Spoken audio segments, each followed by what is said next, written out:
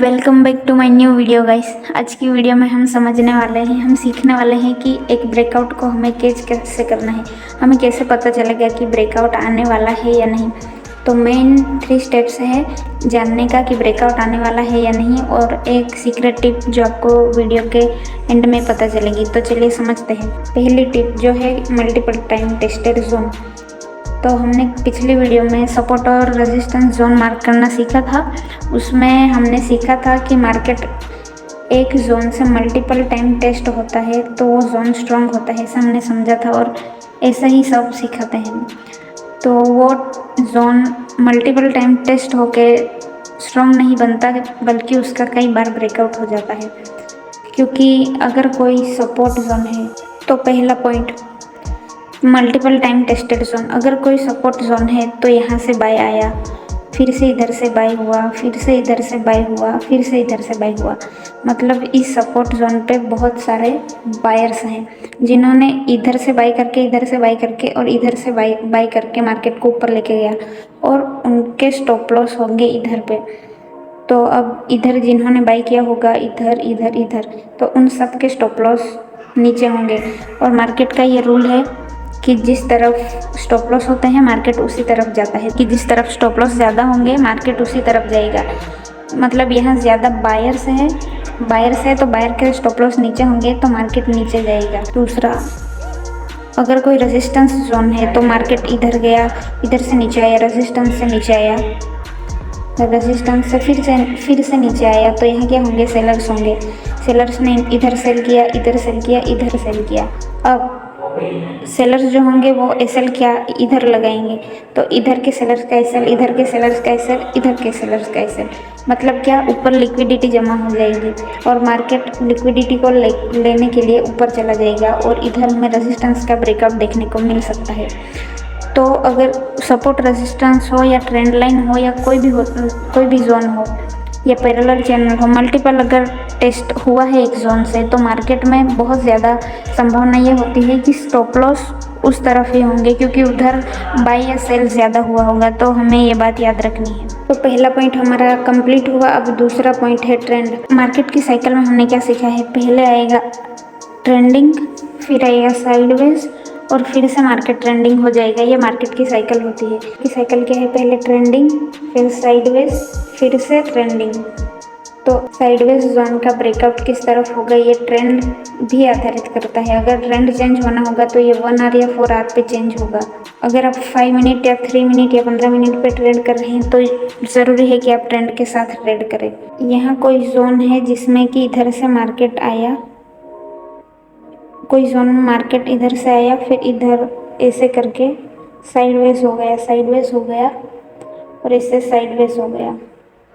तो ट्रेंड क्या है, तो अब market always follows the trend. जो बात हमें याद रखनी है, मल्टीपल टाइम यहाँ टेस्ट हुआ जोन, रेजिस्टेंस जोन मतलब सेलर्स, मतलब एसएल ऊपर, मतलब मार्केट सेलर्स के एसएल लेके अपना ट्रेंड कंटिन्यू करेगा। डाउन ट्रेंड है, कोई डाउन ट्रेंड है, मार्केट ऐसे ऊपर से आ रहा है, सपोर्ट लिया, रेजिस्टेंस लिया, सपोर्ट रेजिस्टेंस, ऐसे एक जगह पे साइडवेज हो गया ऐसे। तो ये क्या है, सपोर्ट, ये क्या है, रेजिस्टेंस। यहाँ क्या होंगे, बायर्स, सेलर्स यहाँ भी होंगे, पर मार्केट ट्रेंड को फॉलो करेगा और ट्रेंड के अगेंस्ट जो होंगे उनके स्टॉप लॉसेस जाएंगे। तो मार्केट यहाँ स्टॉप लॉस लेने के लिए नीचे चले जाएगा। इस तरह से ट्रेंड में ब्रेकआउट को हमें ट्रेड करना है, और कभी भी ट्रेंड के साथ ही ट्रेड करना चाहिए। अब तीसरा पॉइंट समझते हैं, जो कि है स्ट्रेंथ एंड वीकनेस।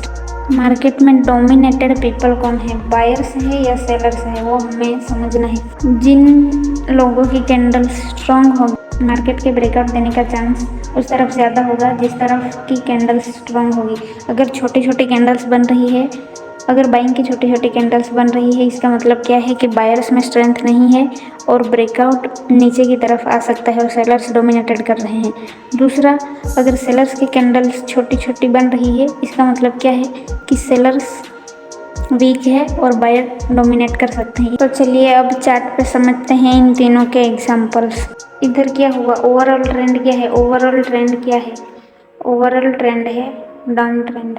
तो डाउन ट्रेंड में ये एक ट्रायंगल पैटर्न है जिसमें एक बार, दो बार, तीन बार, चार बार और पांच बार ये सपोर्ट वाली ट्रेंड लाइन टेस्ट हो चुकी है और रेजिस्टेंस वाली ट्रेंड लाइन एक, दो, तीन और चार बार ही टेस्ट हुई है।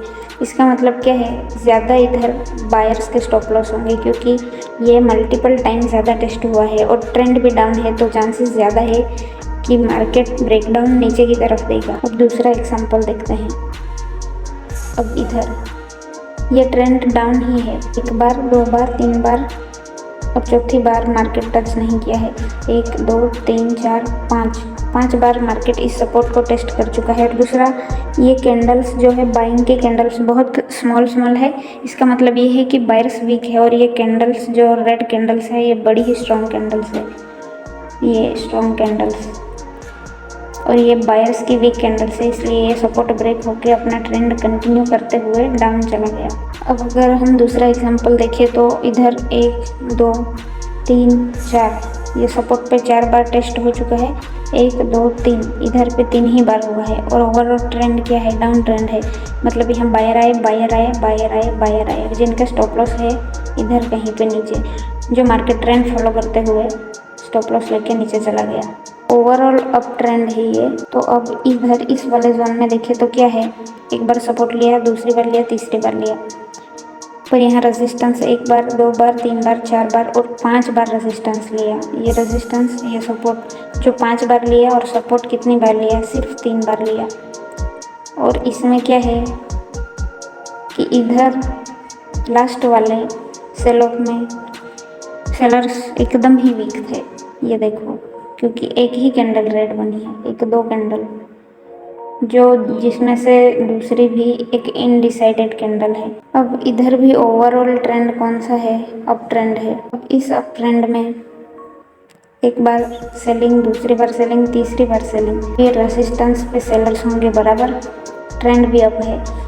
एक बार तो इतने सारे सेलर्स आए, फिर सेलर्स थोड़े कम हुए, फिर एकदम ही कम हुए, फिर से आए और फिर से इस रेजिस्टेंस पे दो ही कैंडल सेल की बनी। मतलब क्या, धीरे धीरे सेलर्स वीक हो रहे हैं, ये हमें समझ लेनी है इतनी बात।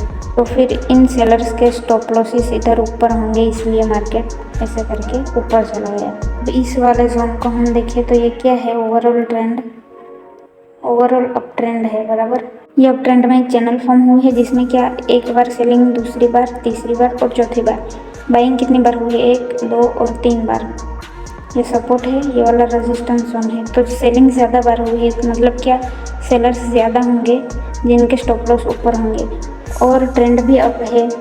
और इधर हम देखें तो जो आखिरी बार वाली सेलिंग है उसमें सेलर्स की कैंडल्स छोटी छोटी है और वीक है और ज़्यादा दूर तक सेलर्स जा नहीं पाए हैं, इसलिए उनकी स्टॉप लॉस हिट करता हुआ मार्केट ऊपर चला गया है। अब इधर बहुत बड़ा ट्रायंगल पैटर्न हमको देखने को मिल रहा है। ये बहुत बड़ा ट्रायंगल पैटर्न है जिसमें कि इसने एक बार रेजिस्टेंस लिया, दूसरी बार लिया, तीसरी बार लिया, चौथी बार और पांचवी बार लिया, जो कि एक रेजिस्टेंस वाली ये ट्रेंड लाइन है और ये है सपोर्ट वाली ट्रेंड लाइन, जिस पर एक बार, दो बार और तीसरी बार, तीन ही बार मार्केट ने सपोर्ट लिया है, पर ओवरऑल ट्रेंड अप है। तो इसने इधर पांच बार जो है रेजिस्टेंस लिया है, मतलब क्या है, सेलर्स ज़्यादा है, तो सेल इधर किया है, इस लाइन पे सेल किया है, मतलब ऊपर ज़्यादा स्टॉप लॉसेस होंगे, तो मार्केट ट्रेंड को फॉलो करते हुए ऊपर चला गया है।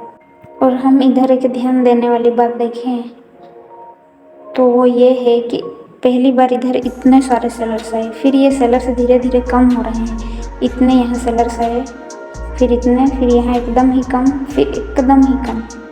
तो इससे भी हम पता लगा सकते हैं कि सेलर्स धीरे धीरे वीक हो रहे हैं, सेलिंग कम हो रही है। ये support zone multiple time test हुआ है, ये ऐसे ऐसे करके इसका ब्रेक डाउन हो चुका है, रीटेस्ट हुआ और फिर से मार्केट नीचे चला गया। पहली बार वाले बायर्स बड़ी कैंडल, स्ट्रॉन्ग कैंडल, दूसरी बार वाले बायर्स में भी अच्छी स्ट्रॉन्ग कैंडल्स है, पर ये बायर्स ही वीक है क्योंकि इनमें एकदम ही स्ट्रेंथ नहीं है, एकदम छोटी छोटी कैंडल्स बन रही है। तो इस तरह से हमें ये तीन बातें याद रखनी है। पहली है हमारी मल्टीपल टाइम टेस्टेड जोन, दूसरा है ट्रेंड और तीसरी है स्ट्रेंथ और वीकनेस, और फोर्थ सीक्रेट जो है वो है रिजेक्शन कैंडल्स। मार्केट अगर किसी तरफ से रिजेक्शन ले रहा है तो ज़्यादा चांसेस होते हैं कि मार्केट उसी तरफ जाएगा जिस तरफ से रिजेक्शन आ रही है, और वो रिजेक्शन आपको बड़े टाइम फ्रेम पे देखना है। फोर्थ सीक्रेट है रिजेक्शन। वो रिजेक्शन आपको उसी टाइम फ्रेम पे या बड़े टाइम फ्रेम पे देखने को मिल जाएगा। जिस तरफ रिजेक्शन होता है मार्केट उसी तरफ जाता। आपको सिखाया गया होगा कि नीचे से रिजेक्शन आ रहा है मतलब हमको बाई करना है, ऊपर से रिजेक्शन आ रहा है मतलब हमको सेल करना है, पर ऐसा नहीं होता। आप जैसे ही मार्केट में ज़्यादा टाइम बिताओगे आपको पता चल जाएगा कि जिस तरफ मार्केट में रिजेक्शन होता है मार्केट उसी तरफ जाता है। अगर आप 5 मिनट पे या 3 मिनट पे एंट्री कर रहे हो तो 15 मिनट या 1 आवर पे देखना कि रिजेक्शन किस तरफ है और ट्रेंड कौन सा है, तो आप उस तरफ के स्मॉल टाइम फ्रेम पे फिर ट्रेड लेना। So thank you guys for watching. मिलते हैं अगले वीडियो में। वीडियो पसंद आया हो तो लाइक शेयर और सब्सक्राइब करें। Bye bye.